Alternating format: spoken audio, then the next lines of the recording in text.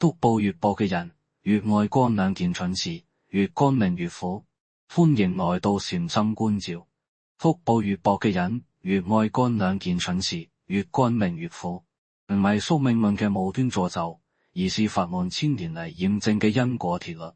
地藏經有言：南閻浮提眾生，舉止動念，無不是業，無不是罪。我哋凡夫俗子嘅每一個念頭、每一句話、每一個舉動，都為自己嘅腹部賬戶記賬緊。善念善行係存款，惡念惡行係支出。好多人總嘆自己命苦，怨老天不公，卻從未反思過自己嘅日常言行。佢哋唔知腹部從來唔係前世着定用完即止嘅定數，而是可以透過今生造作不斷增減嘅動態平衡。嗰啲過得越嚟越苦嘅人，往往唔係冇腹部，而是在冇意識中用兩件愚蠢到極嘅事把腹部敗得一乾二淨，甚至堵死咗未來積累腹部嘅通道。兩件事，第一件係無休止嘅抱怨，第二件係唔識惜福嘅大死。古德有云：修福不修為，大象披田螺；修為不修福，羅漢陀空缽。腹部與智慧如同鳥之相翼，缺一不可。而要讓腹部長久增長，首先要做嘅就係停止兩件毀腹部嘅蠢事。先說第一件蠢事，抱怨。抱怨就好似心嘅一個漏斗，你有幾多腹部，都會由呢度悄悄漏掉。你抱怨一句，漏掉一分；抱怨一日，漏掉一年嘅腹部。你以為抱怨只是發洩情緒，殊不知你是在親手把自己的腹部和善緣往外推。唐朝末年，終南山深處有一座清涼寺，寺裏有一位90餘歲的了殘老和尚。老和尚修行高深，平日里極少開口，有人問法最多點頭搖頭，更深的問題便閉目不語。寺中僧人無不敬畏。寺裏有位年輕僧人法號明生，出家前家境貧寒，父母早亡，從小靠乞討為生，走投無路才來此出家。本該放下執念專心修行嘅佢，卻始終放不下對命運嘅怨恨。每日清晨，當其他僧人打坐誦經時，佢心中燒住一團火。點解人生喺富貴人家，自己卻受盡苦難？點解做一樣嘅功課，方丈卻唔肯傳佢更深嘅佛法？呢種怨恨俾佢變得陰鬱刻薄，睇乜都唔順眼，種種將怨起發亦喺小事上。每次下山化緣，佢都垂頭喪氣出門，滿臉怨氣翻嚟。有一次，他幾乎空手而歸，把缽盂往地上一摔，大聲抱怨：這世道太不公平！我念了一上午佛號沒人理，隔壁寺院的和尚往那一站，供養就源源不斷。憑咩就因為我命冇咩？成個寺院都能聽到他的抱怨，師兄弟都唔敢出聲。這時一直沉默的了塵老和尚緩緩站起身，會禪房拿出一個盛碗水的舊木碗，放在明生面前，指了指碗，又指了指遠處的山頂，走過了過的手勢，再在碗口上方輕輕一劃，搖了搖頭。旁邊的師兄解釋道：師父讓你端住這碗水走到山頂，一滴水都不能灑。明心頓時火冒三丈，覺得老和尚故意刁難。由寺院到山頂有山里崎嶇山路，有的地方還要攀爬，端水唔灑根本不可能。但佢睇住老和尚深邃的眼，終究不敢反駁，只好咬住牙端起碗出發。一開始他心裏滿是憤怒，一邊走一邊咒罵。可好快佢發現，只要一分神，水就會晃動。佢不得不將全部注意力集中喺水面上，小心翼翼保持平衡。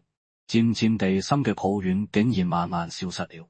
行到半山腰，佢第一次注意到路邊開滿了野花。遇到休息嘅樵夫，佢自然咁回應咗對方善意，仲得到埋 corner。喺到米路嘅小沙呢，佢主動停下，指明了方向。當佢終於行到山頂時，碗入面嘅水一滴未灑，左塵老和尚早已喺嗰度等候。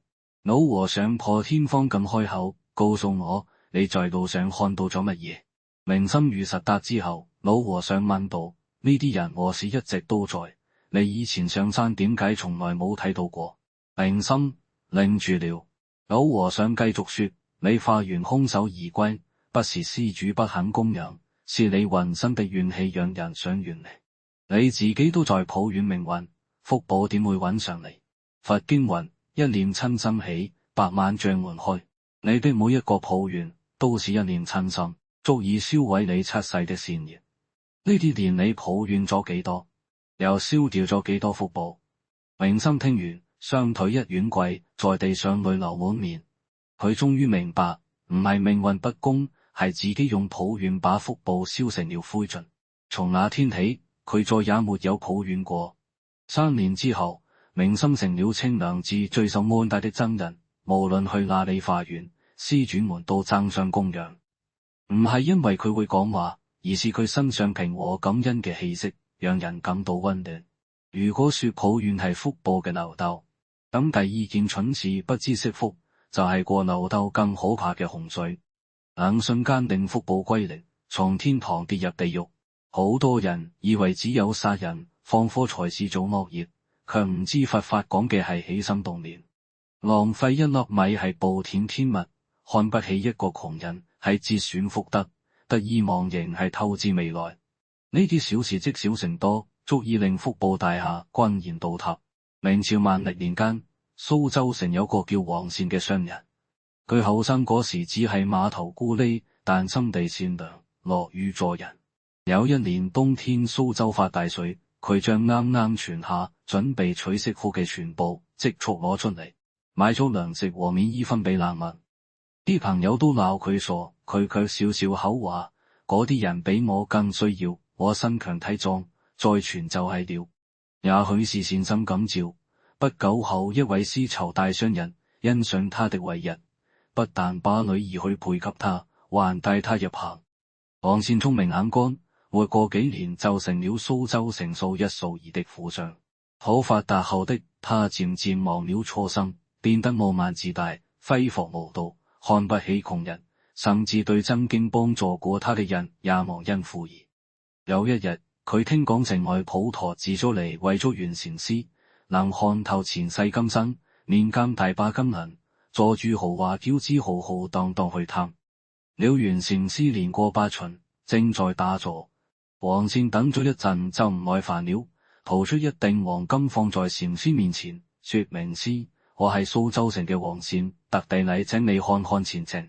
禪師慢慢睜開眼睛，看了他一眼，沉默許久才說：施主，3年後再來。王善追問原因，禪師卻不再說話，他只好悻悻離開。回去後還把這事當成笑話講給朋友聽。3年時間一晃而過。就在第3年年末，災難突然降臨，佢最大嘅絲綢倉庫失火，貨物全部化為灰燼。船隊喺海上遇到風暴，連船帶貨沉入海底。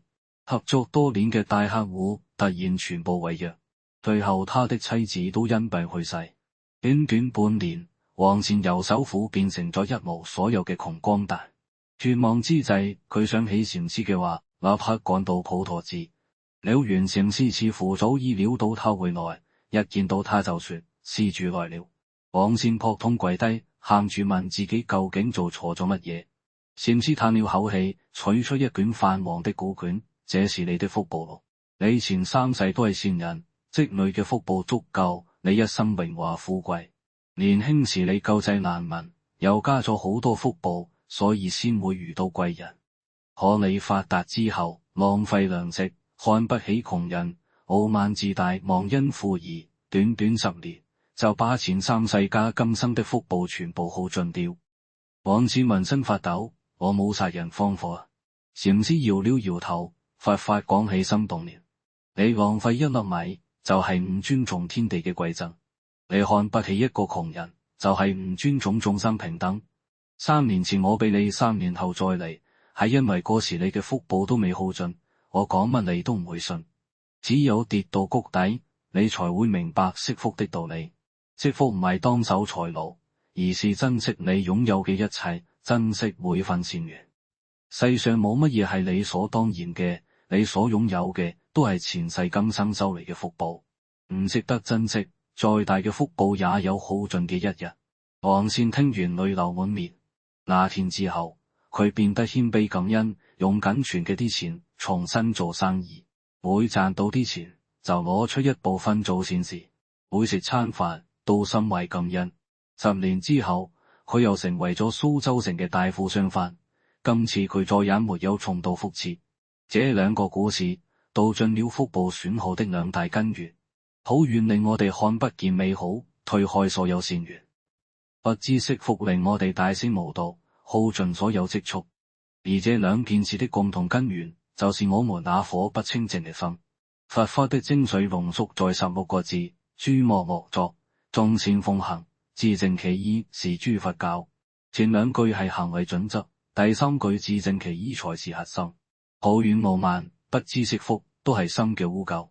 只有清除這些污垢，心才會純淨，福報才會深厚。華嚴經云：心如工畫師，能畫諸世間。你心係乜嘢樣，你嘅人生就係乜嘢樣。想要改變命運，不妨由3個簡單嘅方法開始。頭炮係轉念法。當抱怨升起時，立刻逆停，問自己呢件事有冇值得感恩嘅地方。出門塞車，就感恩自己有車可開。被老闆批評，就感恩有機會改進。用感恩嘅眼光睇世界，心會越嚟越平靜。第二個係惜福法，從小事做起，食飯唔浪費一粒米，用嘢愛惜不糟蹋，真誠對待身邊嘅每一個人。尤其唔好炫耀成就，炫耀本身就係致福嘅行為。低調做人，謙卑感恩，才是惜福嘅正確姿態。第三個係種福法，主動創造福報，最簡單嘅就係日行一善，俾陌生人一個微笑，幫同事倒一杯水，唔與人爭執，呢啲都係善。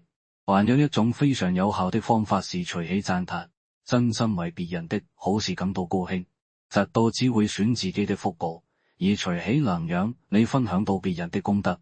命由己造，福自己求。你嘅命運好唔好，唔係上天決定嘅，唔係出身決定嘅，而是你自己嘅一念一行決定嘅。佛法有云：放下屠刀，立地成佛。只要你真心悔改，由一刻開始，選擇感恩而唔係抱怨，選擇惜福而唔係大洗，選擇付出而唔係索取，你嘅生命就會慢慢發生改變。願你我都能守護好自己心，令福報源源不斷，人生越走越順。阿彌陀佛。